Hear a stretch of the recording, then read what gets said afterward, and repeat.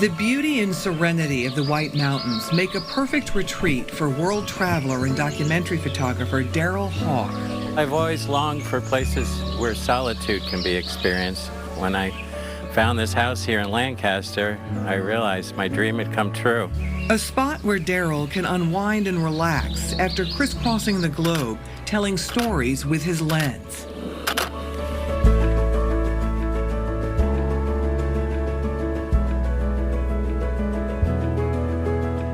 His expeditions have taken him to the most remote corners of the world. 35 years of trekking through North and South America, Antarctica, Asia, New Zealand, and beyond.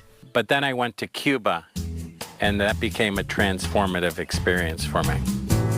Daryl's first trip to Cuba, just 90 miles off the coast of Florida, was back in 2016, when access to the communist country opened up to Americans.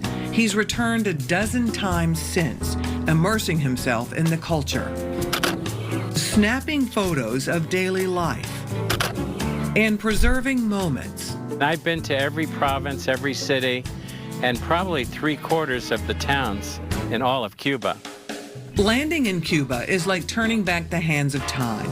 1950s classic cars on the road, oxen farming the land, old colorful buildings looming over city squares. What Daryl finds most endearing, the people. The Cuban people put more perspective in my life than any other culture around the world. Most live in poverty, suffering from food shortages, power outages, and limited drinking water. They're having a lot of trouble putting food on the table. They can't really buy medicine easily, but they always seem to have a smile on their face. And this really struck me and won my heart, because I realized that you can get by on very little and still find happiness. And this to me was truly enlightening. His photography accentuates the positive, the beauty of the country and its people. This woman is a very special person to me. My first trip to Havana, she was there. Cubans dress up in colorful costumes and pose with tourists, hoping to make tips. Daryl also befriended tobacco farmers in Vinales, a rural town in eastern Cuba. He went through the whole process of showing me the tobacco fields and where he hangs it in his tobacco barn, and rolling the tobacco and the cigars. Cohibas may be considered the best cigars in the world, but Daryl has other thoughts. And a lot of the local cigars that I get at the plantations directly are even better. Daryl is living out his dream. Travel and photography has been his passion since he was a kid. His grandparents gave him his first camera at age 12, a Polaroid. I started recording my life, friends, family, experiences I was having. And I continued shooting my entire life right up until today. He's working on what he calls the most in-depth photo documentary ever done on Cuba, continually adding to 2 self-published coffee table books. Beautiful landscapes fill the pages. This is Baracoa, the easternmost city, and a waterfall in Saroa. It's one of the most beautiful waterfalls I've ever seen in my life. He chronicles a vibrant nightlife scene. From music and dancing in the streets to salsa on the square.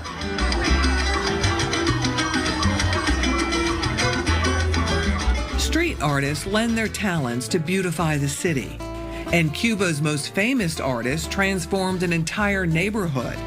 Fusterland, made up of mosaic tiles, is the work of Jose Fuster, known as the Cuban Picasso.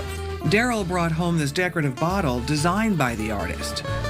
The National Hotel hosted Ernest Hemingway, where he wrote some of his greatest books, including Old Man and the Sea.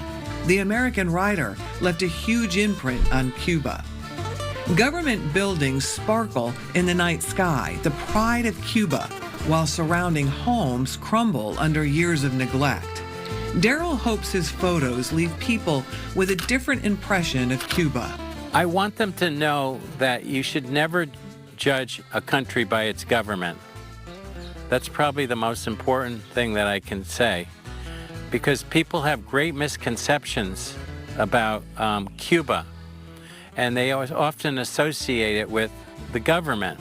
With the economy in shambles, the worst Daryl's seen in his 8 years of traveling to Cuba, his trips are now part humanitarian, bringing suitcases filled with needed supplies to the people.